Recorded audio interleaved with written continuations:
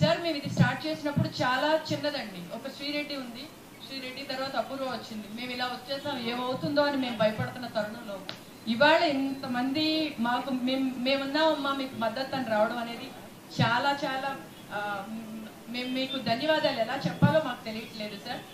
And నేను ఇప్పుడు ఈ పత్రికా ముఖంగా అందరికీ తెలియచెప్పాలనుకుంటుంది ఏంటి అంటే, అమ్మ చెల్లెళ్ళు మీరందరూ ప్రాబ్లమ్స్ ఫేస్ చేసిన వాళ్ళు ఉన్నారు.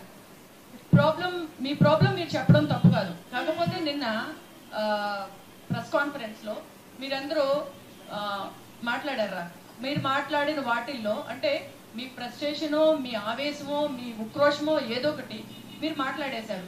అది ఏమని మాట్లాడారు? పవన్ కళ్యాణ్ గారి గురించి ఒక మీరు మాట అన్నారు. ఆయన బిజీలో మేబీ ఆయన రెస్పాండ్ అయి ఉండకపోవచ్చు, ఓకేనా? మీరు స్టేషన్కి వెళ్ళండి అమ్మా, మేబీ అక్కడ మీకు న్యాయం జరగకపోతే దెన్ మీరు ప్రెస్కి వెళ్ళండి అని ఆయన చెప్పుండొచ్చు. అది ఆయన మానవత్వం అండి. బట్ ఏంటంటే మేమంటూ సఫర్ అవుతున్నప్పుడు ఎందుకు ఆయన రాలేదు అనే ఒక సెన్స్లో ఒక అమ్మాయి బాధలో ఉక్రోషంలో ఒక మాట అనేసారండి. బట్ ఇప్పుడు కూడా చెప్తున్నాను, దయచేసి అండి ఎవరి పర్సనల్ లైఫ్ వద్దు. నేను ఇప్పుడు మీరు ఒక వ్యక్తి హ్యుమానిటీ గ్రౌండ్స్ చూడాలంతే. ఆయన మసాజ్ చేయించుకున్నారా, ఆయన పెళ్లి చేసుకున్నారా, ఇవి చాలా తప్పమ్మా. నేను అందరికీ చెప్తున్నాను, దీన్ని సభాముఖంగా అందరికీ చెప్తున్నాను. ఎవరి పర్సనల్ లైఫ్ మనకి టార్గెట్ కాదు. మీ ప్రాబ్లం, మనం ఏదైతే ప్రాబ్లం కోసం పోరాడుతున్నామో అది మనకి టార్గెట్ అంతే. దయచేసి మాత్రం ఎవరి పర్సనల్ లైఫ్ వద్దు.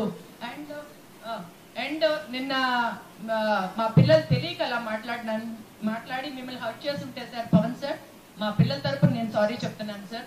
ఎందుకంటే మీ హ్యుమానిటీ గ్రౌండ్స్ అందరికంటే ఎక్కువ తెలిసింది నాకే. ఫస్ట్ నుంచి మీరు ఎక్కడ ఏది మాట్లాడినా పవన్ కళ్యాణ్ గారు ఎవరికన్నా ఆపద అంటే పరిగెత్తుకుంటూ వస్తారు అని చెప్పేదే నేను అందరిలోకి నేనే ఫస్ట్ సార్. సో మా పిల్లలు తెలియక చేసిన తప్పుకి నేను సారీ చెప్తున్నాను సార్.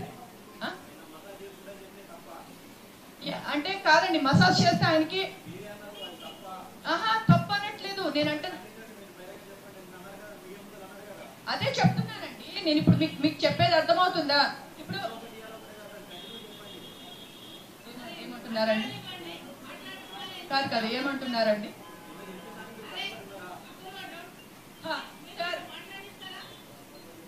మాకంటూ మేము ఫీల్ అయింది ఇదే సార్. చెప్తున్నా, ఆ పిల్లలు ఉక్రోషం ఆ టైంలో నాకు తెలియదు సార్, చెప్పారు. బట్ నేనంటూ చూసేది పవన్ సార్ లో హ్యుమానిటీ గ్రౌండ్స్ చూస్తా. 100 మంది వచ్చి మాట్లాడినా, 100 ఛానల్స్ ముందు మాట్లాడినా నేను ఇదే చెప్తా. ఫస్ట్ డే అన్వర్డ్స్ నేను చెప్తుంది అదే. నేను లాస్ట్ టైం ఇంటర్వ్యూలో కూడా అదే చెప్పా. ఒక వ్యక్తి 3 పెళ్లిళ్ళు చేసుకున్నాడని మీరు మాట్లాడతారండి, వాళ్ళ వైఫ్లు ఏమన్నా వచ్చి మీతో ఎవరితోన్నా బాధపడ్డారా, మీకు చెప్పుకున్నారా? మీరు ఎవరండి, ఆయన పర్సనల్ లైఫ్ మీకేంటి అని నేను అడుగుతున్నాను. నేను చూసేదండి ఏ వ్యక్తులైనా వాళ్ళ హ్యుమానిటీ గ్రౌండ్సే చూస్తాను. ఇప్పుడు ఆయన మంచి వ్యక్తే కాకపోతే ఆయనకి ఇచ్చే డబ్బుల్లో అన్ని కోట్లు తీసుకుంటూ మసాజులు చేయించుకుంటూ రోజుకు అమ్మాయిని తెచ్చుకుని హ్యాపీగానే ఎంజాయ్ చేయగలండి. కానీ ఆయన చేయట్లేదు. ఎండలో అక్కడ ప్రజల కోసం పోరాడుతున్నాడు ఆయన. మనం అది కూడా చూడాలండి. నేను ఏ వ్యక్తి మీద నాకు పర్సనల్ గర్జ్ లేదండి. నేను ఒకటే చెప్తున్నా, నేను ఏ వ్యక్తిలో చూసినా హ్యుమానిటీ గ్రౌండ్సే చూస్తాను. ఆ వ్యక్తి అనేది ఎదుటి వాళ్ళ ప్రాబ్లం ఎక్కడి వరకు వింటున్నారు, ఎక్కడి వరకు హెల్ప్ చేయగలరు అనేది మేము చూస్తాం. ఆ అమ్మాయి నిన్న మాట్లాడింది, ఆ మాట్లాడడం అనేది ఓకే. ఆ అమ్మాయి ఫ్రస్ట్రేషన్ లో మాట్లాడింది, ఇంకోటి మాట్లాడింది. ఆ అమ్మాయి తప్పు చేశాను అనుకుంటే సారీ చెప్తుంది, లేదు అనుకుంటే హర్వీష్ సార్. నేనేం చెప్తున్నాను, మా ఏంటండి వీడియో నచ్చిందా? అయితే ఓ లైక్ వేసుకోండి, లేదంటే ఓ కామెంట్ చేయండి. ఎప్పటికప్పుడు మా వీడియోస్ చూడాలంటే సబ్స్క్రైబ్ చేసుకోండి.